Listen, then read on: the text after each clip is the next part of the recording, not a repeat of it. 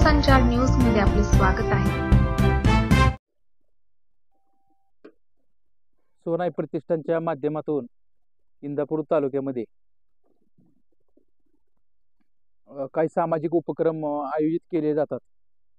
त्याच्या अनुषंगानं ह्या वर्षी सुद्धा सोनाई परिवाराचे अध्यक्ष आदरणीय दशरथदादा माने यांच्या मार्गदर्शनाखाली सोनाई प्रतिष्ठानच्या वतीनं सर्व धर्मीय सामुदायिक विवाह सोहळा आपण आयोजित केला होता. याची नाव नोंदणी 18 तारखेपासून आपण सुरुवात केली होती. या नाव नोंदणीसाठी आपले वधूवर यांनी चांगल्यांनी प्रतिसाद देऊन साधारण 51 विवाह सोहळ्याची नोंदणी झालेली आहे. आणि हा सोहळा आपल्या सगळ्यांच्या उपस्थितीमध्ये येणाऱ्या 23 तारखेला शुक्रवारी सायंकाळी 5:30 वाजता वाघ पॅलेसच्या मैदानावरती हा सोहळा आपण आयोजित केलेला आहे. या सोहळ्यासाठी आपले वधूवर त्यांचे वरबाप नातेवाईक हे सगळी या ठिकाणी या विवाह सोहळ्यासाठी येणार आहेत. यासाठी त्याचे नियोजन सगळीकडे चांगल्या पद्धतीने सुरू आहे. हा सोहळा सकाळी 9 ते 11 पर्यंत हळदीचा कार्यक्रम राहणार आहे. 11 ते 3 वाजेपर्यंत जेवण राहणार आहे. 3 ते 5 वर्धाव्याचा कार्यक्रम राहणार आहे. आणि वर्धाव्यानंतर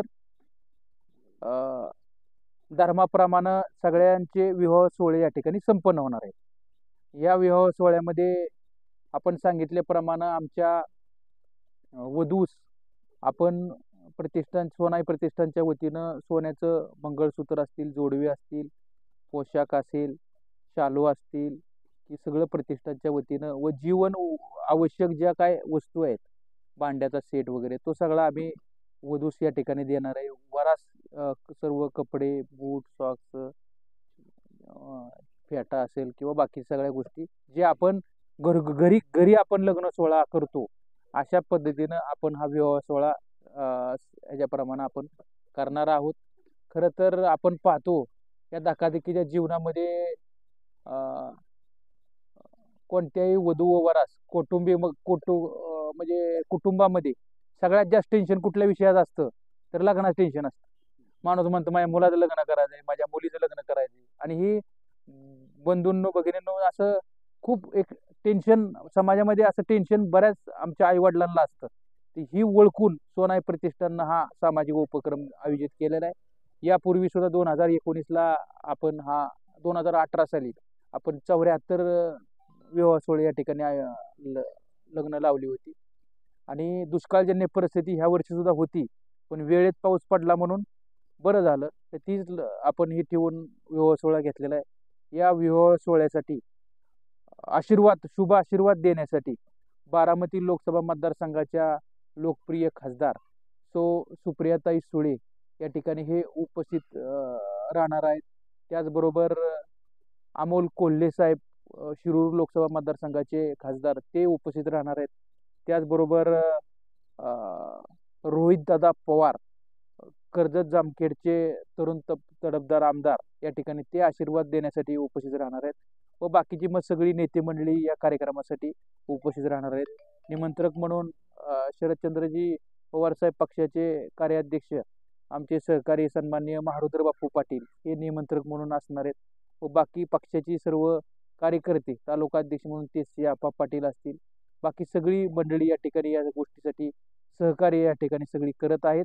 आणि एक संपन्न एक दिमागदार सोहळा 23 तारखेला तुमच्या सगळ्याच्या सहकार्यामुळं हा संपन्न होणार आहे. खरं तर पत्रकार बांधव सुद्धा यामध्ये सगळ्यांनी आम्हाला सहकार्य केलं. तुम्ही जे काय बातम्या लावल्या, तुम्ही जे काय न्यूज लावल्या, यामुळे नोंदणी होण्यामध्ये आमच्या प्रतिष्ठानला या ठिकाणी मदत झालेली आहे. आणि खरं तर आपल्या इंदापूर तालुक्यातले जे काही पत्रकार बांधव आहेत, जो कोणी सामाजिक काम करत असेल, त्यांना जर वाटलं की हे काम चांगलं करतोय तर नेहमी या ठिकाणी मदत करत असतात किंवा त्यासाठी प्रोत्साहन देत असतात. ते प्रोत्साहन तुम्ही आम्हाला दिलं त्याबद्दल सर्व पत्रकार बांधवांचं मी मनापासून या ठिकाणी आभार व्यक्त करतो. आणि तुमच्या सगळ्याच्या साक्षीनं आता आपण या वधूवरांची आम्ही मिटिंग घेतलेली. त्या मिटिंगमध्ये आम्ही सूचना देणार आहोत किंवा 23 तारखेला किती वाजता यायचं, किती वाजता कसे कसे कुठले कुठले प्रोग्राम होणार आहेत, त्यांना सूचना दिल्यानंतर मग कार्यक्रम कसं टापटीप, जसं पाठीमागचं लग्न तुम्ही बघितलं, कुठलीही गोष्टीला उशीर महेशराव झाला नाही. त्यामुळं सगळं, नाहीतर घोडा आला तर वरात नाही, वरात आला तर बेंजो नाही, बरोबर, सगळं जर आलं तर मामा नाही, बरोबर आहे का. त्यामुळं असं कुठल्या गोष्टी न होण्यासाठी एक वेळेवर लग्न लावलं तर मग माणसाला एक आनंद वाटतो आणि सगळं गोष्ट वेळेवर झालेली गोष्ट चांगली असती, बरोबर आहे ना जावेद भाई. त्यामुळं आणि सगळ्यात महत्वाचं म्हणजे सर्व धर्मीय सामुदायिक सोहळा आहे तो. गेल्या वर्षी आम्ही बघितलं एक वेगळीच ऊर्जा त्या डेअरिंगात तयार होती बरं का. एक वेगळा आनंद, वेगळा उत्साह आपल्याला या ठिकाणी पाहायला मिळतो. वेळ आपल्याकडं थोडासा कमी, सुरुवातीला तारीख जवळची पकडली होती, पण मी विनंती केली की आपल्याला नियोजनाला थोडा वेळ कमी पडतोय म्हणून थोडं 23 तारखेला हा विवाह सोहळा येणारा शुक्रवारी 23 ऑगस्ट शुक्रवार दिनांक आणि वाघ पेलेचं मैदान या ठिकाणी हा विवाह सोहळा संपन्न होणार आहे. आणखी म्हणजे चांगल्या पद्धतीने आपल्याला जेवढं करता येईल तेवढं आपण मनापासून, जसं घरातलं लग्न आहे ना आपल्या कुटुंबातलं, अशा पद्धतीनं आपण वैयक्तिक या ठिकाणी लक्ष देऊन आपण सगळेजण मिळून काम करतोय. आणि यासाठी हे सामुदायिक विवाह सोहळा म्हणजे घडवणं हे काही एकट्या दुकट्याचं काम नाही. यासाठी असंख्य सगळी सहकारी, असंख्य सगळे मित्रपरिवार, असंख्य सगळी तरुण सहकारी, या सगळ्यांच्या सहकार्यामुळं, तुमच्या सगळ्यांच्या सहकार्यामुळं आणि मागं जी बसलेले आहेत वधूवरांचे सर्व पै पाहुणे किंवा वधूवर त्यांचे आई वडील, या सगळ्यांच्या आपल्याला सहयोगामुळं आपल्याला हा विवाह सोहळा संपन्न होत आहे. त्यामुळं मी आपला जास्त काही वेळ घेत नाही, कारण की 10 वाजता आपल्याला हे होतं, परंतु काही लोकांना उशीर झाल्यामुळे आपल्याला ही प्रेस कॉन्फरन्स थोडीशी उशिरा घ्यावी लागली. तरी 23 तारखेला विवाह सोहळा असल्यामुळं आपण सगळे पत्रकार बांधव देखील या विवाह सोहळ्यासाठी आवर्जून उपस्थित राहावा. आणि जेवायला 11 ते 3 आहे, आपल्या कुटुंबातलं लग्न समजून आपण सगळे जेवण करण्यासाठी, शुभ आशीर्वाद देण्यासाठी आपण सगळ्यांनी उपस्थित राहावं, अशा प्रकारची मी आपल्याला नम्रतेपूर्वक विनंती करतो. धन्यवाद. ओके. नाही नाही, पवार साहेब उपस्थित राहणार नाहीत. पवार साहेबांनी सांगितलं की तुम्ही हा विवाह सोहळा करून घ्या, मी शेतकरी मेळाव्यासाठी साहेब या ठिकाणी येणार आहे. त्या संदर्भामध्ये साहेबांचं बोलणं झालेलं आहे. सप्टेंबर महिन्यामध्ये मला वाटतं आता पक्षाचे जे अध्यक्ष आहेत, कार्याध्यक्ष, ते आपल्याला बोलतीलच, परंतु सप्टेंबर महिन्याच्या पहिल्या आठवड्यात वगैरे किंवा काय साहेबांच्या वेळेनुसार आपल्याला साहेब तारीख देतील.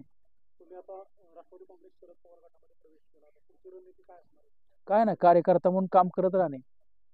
चर्चा आहे तुम्ही पवार गटातून विधानसभा लढवणार नाही. आता पक्षाने आदेश, मी कार्यकर्ता म्हणून पक्षामध्ये काम करत आहे, तर पक्षाने जो आदेश दिला ते काम करत राहणे.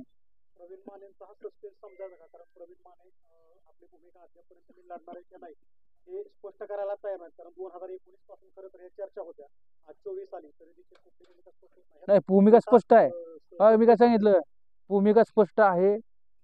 आदरणीय पवार साहेब असतील, सुप्रियाताई असतील, रोहिदास असतील, की पक्ष असेल सगळा, यांनी सांगितलं stand up stand up, sit down sit down, पक्ष सांगेल ती कार्यकर्ता म्हणून काम करणार. स्टँडअप साठी काय बोलणं नाही नाही, बोलणं राजकारणामध्ये काही बोलणं बिलणं काही नाही झालेलं.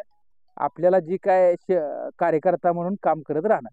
तुम्ही दोघे एकाच गटात आहात. अगोदर ज्यावेळेस लोकसभा झाली त्यावेळेस सुप्रिया सुळे एकाठी पडल्या होत्या, त्यावेळेस आप्पासाहेब जगदाळे तुमचे सहकारी जे ज्येष्ठ नेते ते त्यांच्याबरोबर उभं राहिले. आता तुम्ही विरोधात होता, पुन्हा तुम्ही एकत्र आला आणि दोघांच्या नावाची विधानसभेच्या दृष्टीने चर्चा आहे. कसं काय? चर्चा राहणं स्वाभाविक आहे, कारण की तुम्ही आम्ही सगळी सामाजिक जे कामामध्ये जेव्हा काम करत असतो तेव्हा नेहमी चर्चा या ठिकाणी वेगवेगळ्या कारणाची होतच असते.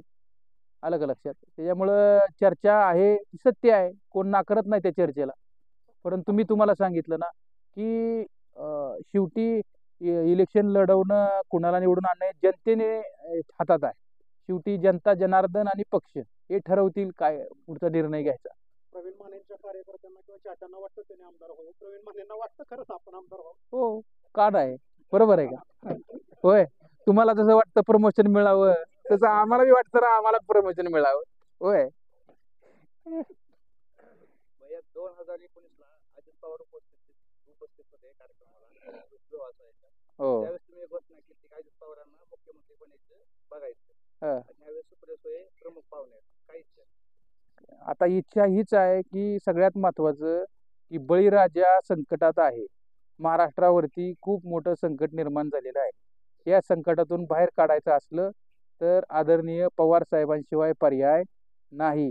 खऱ्या अर्थानं महाराष्ट्राला न्याय देणारं आणि महाराष्ट्राच्या मदतीला धावून येणारं आणि तेही आत्ता नाही, 60 वर्षापासून 65 वर्षापासून एकच माणूस आहे, ते म्हणजे आदरणीय पवार साहेब.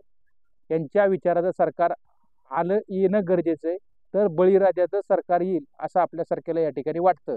तुम्ही सर्वसामान्यातल्या सर्वसामान्य माणसाला सुद्धा विचारा की काय व्हायला पाहिजे, ते सुद्धा त्यांची भावना या ठिकाणी सांगतील. एवढा मोठा ठाम विश्वास आदरणीय पवार साहेबांवरती सर्वसामान्य लोकांचा आहे.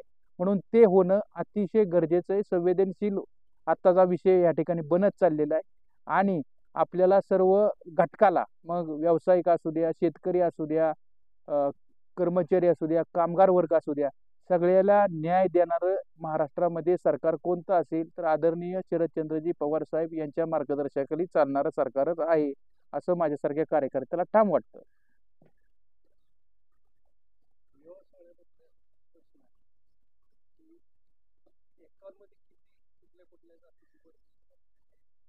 असं थोडक्यात विवाह सोहळ्यामध्ये आमचे मुस्लिम बांधवांचे काहीतरी 2 आहेत ना, 2 आहेत आणि बाकी बौद्ध बांधवांचे 9 आहेत आणि म्हणजे बाकी मग सगळी ऑल हिंदू बांधवांचे किती आहेत?